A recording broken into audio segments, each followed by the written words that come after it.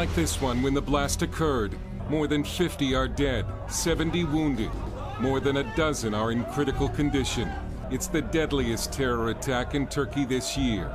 Turkey's president is blaming ISIS and a suicide bomber as young as 12 for the attack. The bride and groom survived the attack and were taken to hospital apparently in shock after their wedding party became the scene of a massacre. Gaziantep is just 40 miles from the Syrian border, and ISIS is the most likely culprit, according to Turkey's president. So far, the extremists haven't claimed responsibility. But if the suicide bomber was indeed a child, it wouldn't be the first time that ISIS has exploited the innocent to carry out acts of heinous violence. This boy turned himself in to police in Baghdad in 2014, asking them to cut off his suicide vest because he didn't want to blow himself up. ISIS isn't the only militant group to use child suicide bombers. But what is unusual is the role of children in their propaganda videos, in which they've repeatedly been shown apparently carrying out executions. Now, North Korea has threatened to launch a preemptive nuclear strike amid Pyongyang's anger over a joint military drill between South Korea and the United States. Pyongyang announced it's ready to mount an attack at what it called enemy combat groups. It described the drills as preparations for invasion and threatened a retaliatory preemptive attack if Seoul and Washington show any signs of aggression. The US and South Korea kicked off their annual military exercises on Monday. This comes as tension is already running high on the Korean peninsula over Pyongyang's nuclear and missile tests. Iraqi police disarmed an 11-year-old boy wearing a belt of explosives Monday in the city of Kirkuk. He was then taken into custody by officials for questioning. The boy says he was kidnapped by masked men who strapped the explosives to him. An intelligence official says he was displaced from the Islamic State of Iraq and Syria.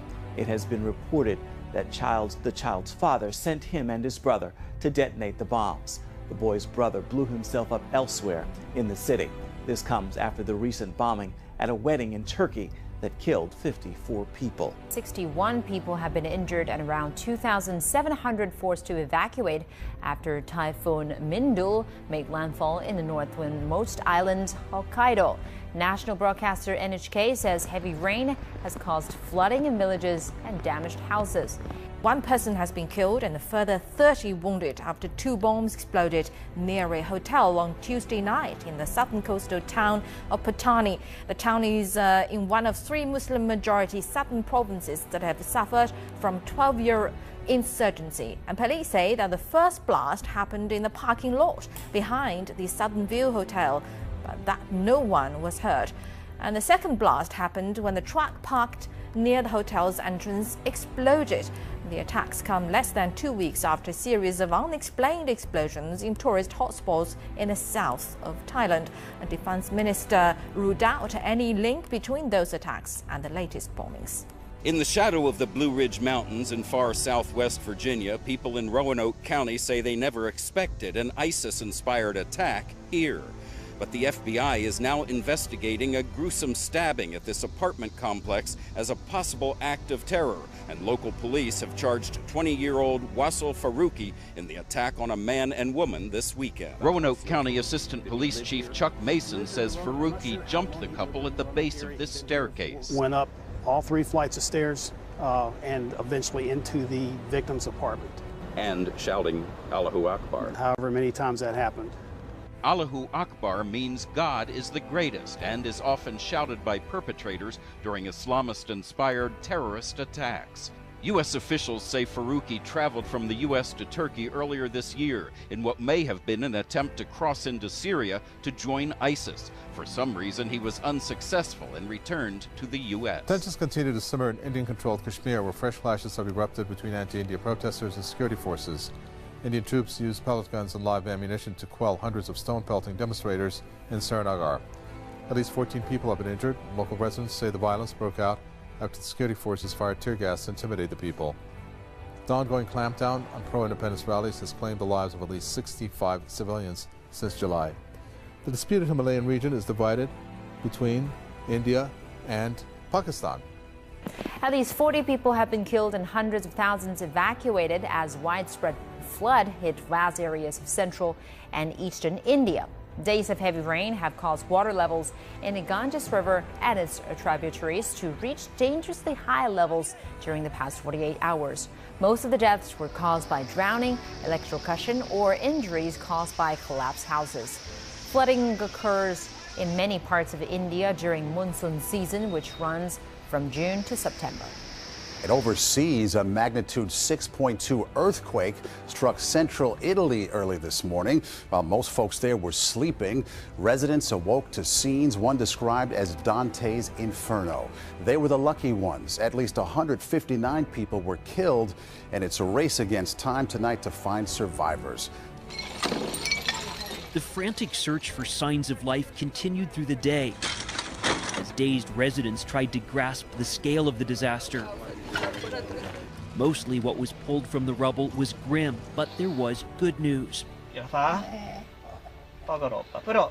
Stay calm, this rescue worker urged an 80-year-old who was trapped and ultimately freed. The town of Amatrice stood since medieval times, but was no match for the 6.2 magnitude quake. How do you begin to rebuild? One resident asked us. The clock tower marks the time just after 3:30 this morning when the quake rattled this mountaintop town.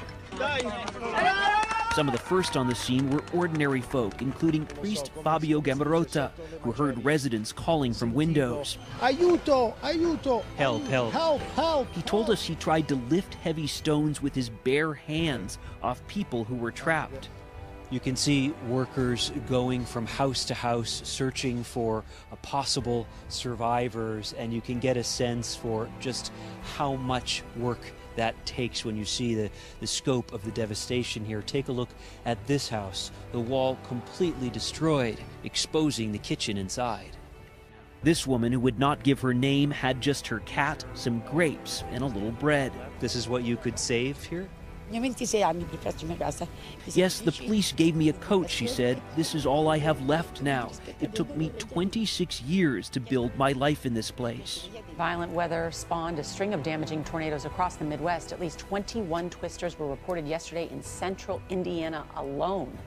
A violent outbreak of tornadoes tore through the Midwest Wednesday, injuring more than a dozen people, ripping the roofs off of homes and leaving behind a widespread path of destruction. I just heard thunder and rain. I didn't know what was going on, and I just looked out and went, oh my. A massive EF3 twister barreled through the city of Kokomo, Indiana. Frightened customers inside this restaurant watched as the powerful winds leveled a Starbucks. Oh my God, Starbucks just got blown over. No one inside was seriously hurt. All of a sudden I heard a loud bang, and I looked up at my ceiling and it actually caved in. Witnesses say it took just seconds to tear apart this apartment complex. Kathleen Marsh took cover in her bathroom. It blew my window out, and then that was it. I just ran downstairs. I was just so scared.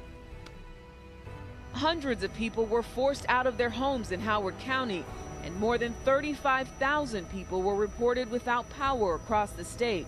We'll be here as long as we need to be. Stepping away from the campaign trail, Indiana Governor and Republican Vice Presidential nominee Mike Pence said it was remarkable that no one was seriously hurt.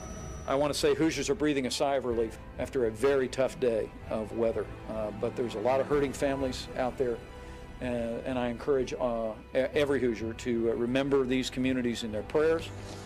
Now, in yet another case threatening to reignite racial tensions in the U.S., a black man in the state of Indiana has now been shot by police after being mistaken for a carjacker.